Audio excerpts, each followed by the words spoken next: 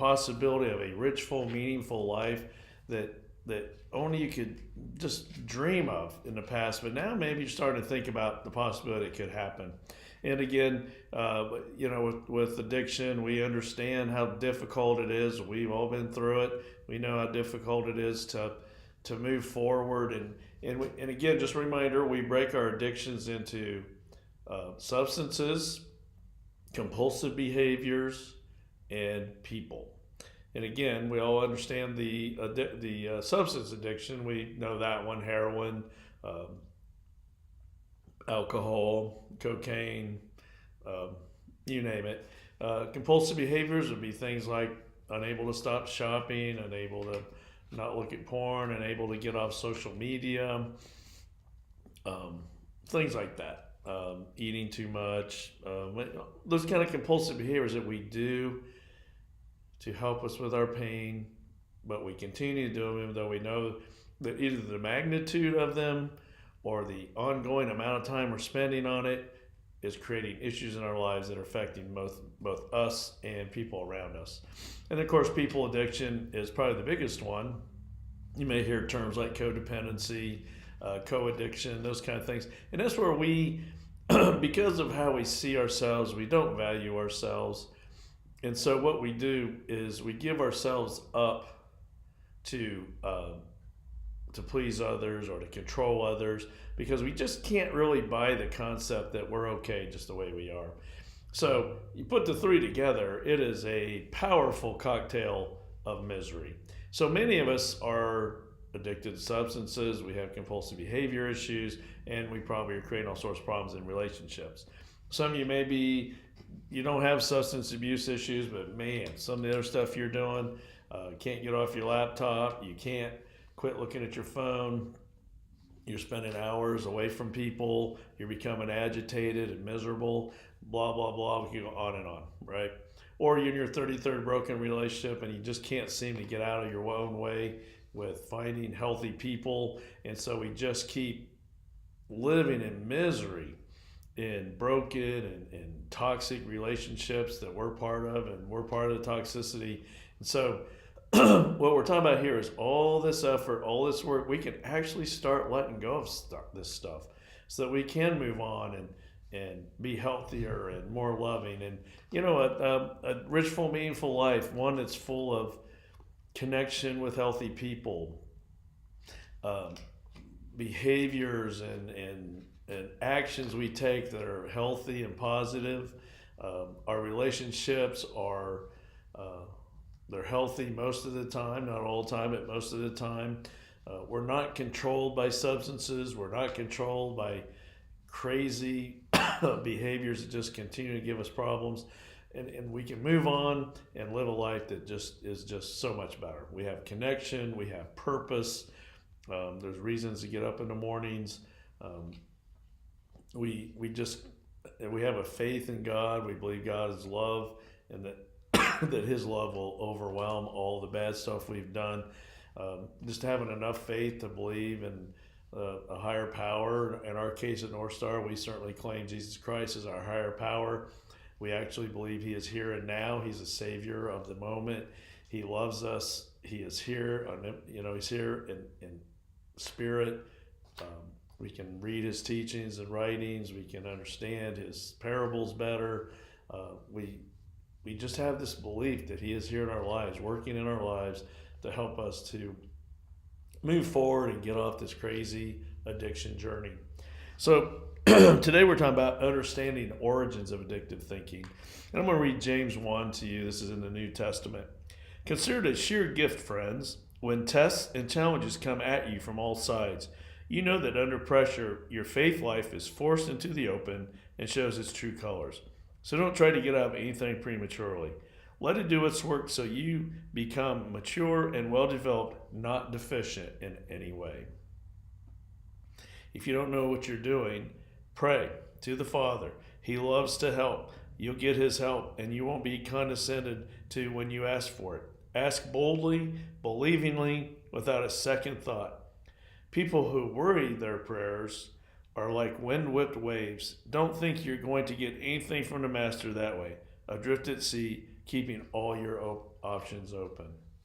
So again, what we want to do is take our hurts and our habits and our hang-ups and turn them over to God, admit to them, be aware of it, and then we can move on. So addictive thinking is so destructive because so many of the times it makes sense while we're actually thinking about these things, when the fact is we're being very destructive. A lot of times we in support groups, we do like to poke fun of ourselves at some of the crazy things we thought were so true in the moment, but then later on we came to realize was just not that way at all. And so we just want to keep working on moving forward, reducing our addictive thinking, and getting way more to healthy thinking, which is easier said than done. And so, so we're thinking about here, what happens here is our cause and effects is what gets us in trouble with addictive thinking. We may say that because of bad events in our life, that caused us to be addicted. Well, there's some truth to the fact that the bad events, the traumatic events, did contribute to us becoming addictive. But the real reason that we become addicted is that we learn to loathe ourselves, we learn to hate ourselves, we learn to despise who we are as we are because of those things that happen to us.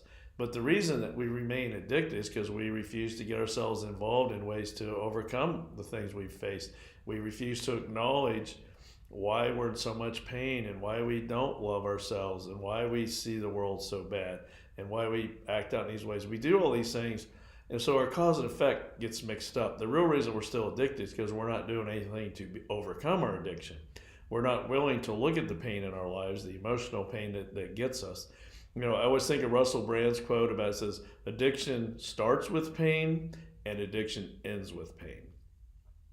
So for us, with how we get our cause and effects confused is we think, sometimes I like to kid us about, when we're addicted, we're the most stressed people in the world. We're the most anxious people in the world. People don't understand how the problems in our lives, people don't understand why we're the way we are. People don't understand why we use. People don't understand why we do all these compulsive behaviors. And so we tend to want to blame everybody else for it, when the fact is we have to start looking at us. We have to start figuring out ways to have the courage to look at the pain in our lives, the past pain that drives this, and all these nutty addictive behaviors that we do.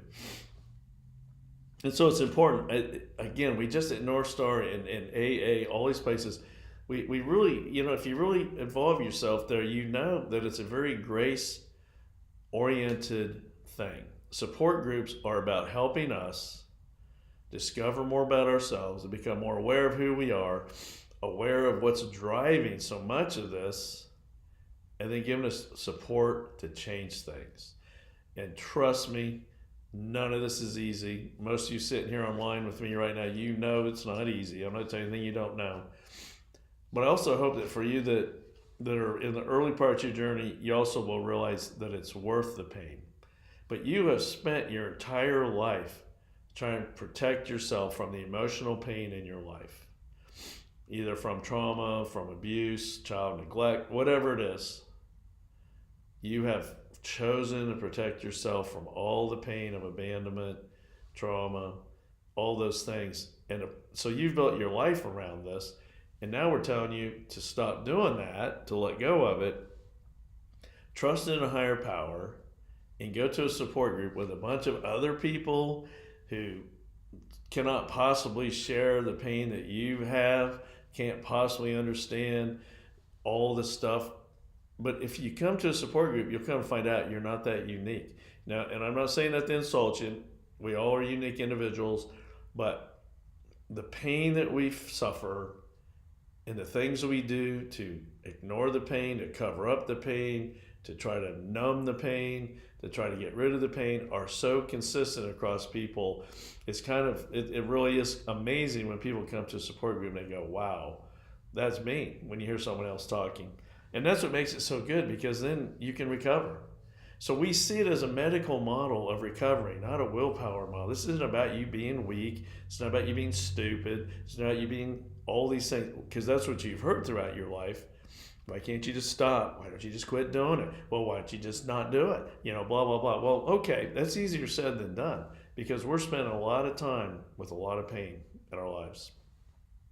So our cause and effect is that we can be very hard on ourselves. We can be very judgmental on ourselves. We can be very self-righteous about ourselves, and we can judge ourselves harshly. And we also can judge human beings as harshly, and we kind of come to think everybody's out there to hurt us. But the fact is that you are addicted, and you have to do things to overcome it. You can blame others, you can blame yourself, you can beat yourself up, you can attack others here and there. But at the end of the day, it's on you to recover. And you can do it, but you cannot do it by yourself. And so connection is the key. You got to connect, really got to reconnect with yourself. I mean, again, how many of you look in the mirror and you go, who am I looking at right now? Who is this? And it's because you've disconnected from you. Your thoughts and your feelings and what you know and what you don't know and all these things, the pain, all these things. It just makes you just kind of get away from yourself. But what we have to do is we have to connect with people who want what's best for us, connect to that higher power again, and then we can start seeing why we're motivated to do some of the things we do. Like when you find yourself highly agitated, or when you find yourself angry and you're overreacting, or you find yourself feeling weak and stupid, those are moments that when you get in support groups, you can start looking at them and you can start understanding what drives those so you can do something different. So connection is the key. I can't say it enough. And the question is, why are they able to develop healthy thinking when others don't? And I don't think that's as much a genetic question as it is family systems and the pain and the thoughts of our childhood and all the stuff gone with it. And so a subject, really kind of the way to state this is that we develop an inability to reason with ourselves. We develop an inability to understand who we are, what we're doing, and why we're doing it. And that's what creates so much of the problems. And so the only way that we can feel somewhat normal is to overly become obsessive, or find people who are here that's going to harm us. And it just doesn't work for us when we're addicted. And what do we have this inability to? We have inadequate facts about reality that are created by our past trauma and our abandonment and childhood neglect. I mean, what I see a lot of times is for some of you here, you don't even know what a good parent looks like because the family systems that you were in were so dysfunctional and broken and addicted. And so for you, we say you need to become a healthy parent. You're like, I don't know what that even looks like. So you have reasons, right? And you have to figure out ways to have, if you can get connected to others, to how people will do things. I mean, you can start getting there, but you have to get around other people. And the thing that people always miss is the childhood experiences, right? So I just can't warn you enough that when you think back to your childhood, it's so easy for you to think about things from an adult perspective that are way different than when you were a kid. So one of the things that's really hard for us to remember is if we came from very broken, dysfunctional families, it's very difficult for us to remember what it was like to be a kid.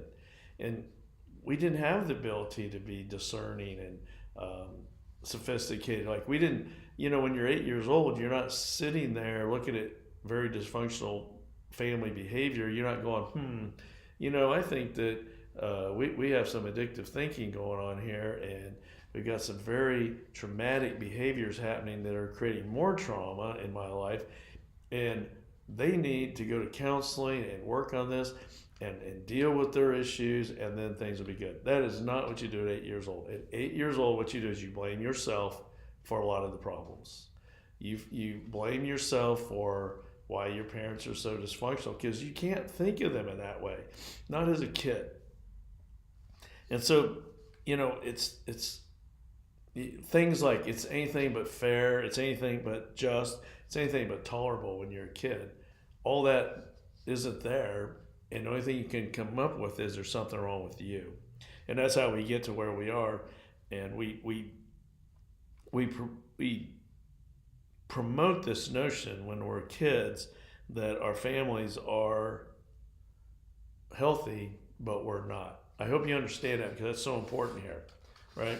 And so, so many times then we enter the world as helpless, and we then are helpless to our parents. But the problem is a lot of times our parents weren't there for us because they were so hurt and broken. And you've heard sayings like we have children having children and all those kind of things. But for some of us, we maybe didn't face overtly horrible trauma, but we may have faced abandonment. All these messages about there was something distinctly wrong with us. And so we just got to figure out ways to how we can look at this. And so one of the things that we always talk about is gratitude. And so one of the things I want us to think about here is think about a past trauma that happened to you in your life. Now make sure we understand this because there's several ways to look at trauma. A lot of you had ongoing trauma that you were unable to get away from. That's called complex PTSD, and that's one that you may have had. So when I say trauma, it may have been, when I say trauma here, it may be over time, right? And that's the hardest ones of all. So think about past trauma that's happened to you in your life, and how did that trauma affect you in the moment? When it was happening, how did it affect you? A lot of times the way I kind of test this out when I'm talking to people about how much trauma affected them is that they'll be talking about something that happened to them, like maybe a divorce or maybe a time they were abused, whatever. And I'll say, do you remember where you were? Oh, yeah. Do you remember what you were wearing? Oh, yeah, I do. I had a blue shirt on and I was wearing shorts. Do you remember who was there? Oh, I can tell you everything. That's your brain hanging onto a traumatic event for protection, but it remembers everything. The details are there. And when you have those moments, that's a hint to you that you've had trauma in your life. And then the question is how did the trauma affect your addiction and addictive thinking? What did you do to survive it? What did you, especially you that are ongoing, what did you do to get through this? What substances did you turn to? What compulsive behaviors did you turn to? What people did you turn to try to overcome this and not feel so bad? But here's the most important question of all is how has this trauma made you a better person today? That's the important question. And that's the one that you need to really think about is what can I do? How has this made me better so that I can move on and be a better person? Because that's what happens when you have trauma. You can't stop it. You didn't ask for it. You didn't invite it in. You certainly don't want it again. But the only way we can recover from addiction is to understand the trauma events, to understand what happened to us, and then once we've done that, we can start assigning something good that happened because of the trauma. So big picture things that I see are we're more empathetic. This is once we recover, not during it. Well, before recovery, we're agitated, we're combative, we're depressed, we're anxious. It's hard for us to find purpose. We numb ourselves with substances or compulsive behaviors or people. So there's all things we do before recover. But when you start recovering, there's some really good stuff that happens here when you really look at it. And so that's what we're asking. What's made your life better because of the trauma? And again, I don't want anybody to have trauma. And I certainly hope you don't have any more of it. But we've all had tough times. And how we've responded to it is what's so important. So the big picture again is you're more empathetic. It may have given you purpose. It may motivate you to get going in your life. Maybe you were motivated to get toxic people out of your life after the trauma. Maybe you found ways that you could love yourself more. You found yourself in support groups, which you never would have done. These are all big picture things about what makes you better. Maybe it helped you to, it just helped you become a better person in some way, and continues to help you be a better person. Maybe it put you, I hear from a lot of people who are in recovery how amazing it is how broken people with the same issues they had prior to starting recovery run into them, and they have chances to talk to them about it and share recovery. Those are how God works. So the point again today is that we put cause and effect to our addiction. A lot of times we tend to say it's because we're weak, because we don't have willpower, because it's what we know, it's what we were taught. We can go down the road. But some of the cause effect is that not everybody's bad. There are good and decent people out here who want you to be good and decent. There are programs for you to do for recovery. Get in support groups, AA, places like that, NorthStar if you're local. Talk with professionals. Find ways to overcome the pain in your life, because spending your entire life fighting and resisting and trying to ignore your pain has not worked. That's why you're on here listening to me right now. So figure out one way you get over, one of the best ways to get over trauma is to start assigning in small ways how the trauma has made you better. I know it's hard, particularly if you're new into a trauma. That's hard to hear, but it is true. So I hope you hear what we're saying here. So James tells us in James 1 in the Bible, count it a blessing to be challenged, to be hurt, and to be, because it makes you better. And I absolutely agree with that. I hope none of you have bad, tough times in your life, but I do hope once you do, you will seek out help, you will go to support groups, and you will try to reduce the addictive behaviors that go with that. So I thank you for joining me today. And again, if you ever want to join us, we meet at Walnut Grove Baptist Church at 7046 Cold Harbor Road in Mechanicsville, Virginia. We have our Wednesday and Friday night meetings at 6:30 in the multi-purpose room, and of course we have worship service at 10 o'clock or 10:15 on Sunday. So all those are open and welcome for you to come and join. And we would just love to have you, and also love to hear from you. You can email me at csimpson@wgva.church if you ever want to talk to me. And so I hope you're going to have a great week. And just remember, recovery is worth it. It's hard. It's bad at times, but it's worth it. You can have a life that's so much better than what you're experiencing now, but it takes time, it takes process, it takes the right things to do. So I thank you for joining me, and let's close with prayer. Dear Heavenly Father, we just thank you again for your love. We thank you again for your wisdom, and we thank you for how you're here for us besides all the stuff we've done. Thank you for forgiving us. Thank you for making it so simple for us just to reach out to you and have you help us, love us, support us. And I pray for all of us that will buy into the thought that we can recover. So we just thank you so much, Lord, and we hope to have a great week. Amen.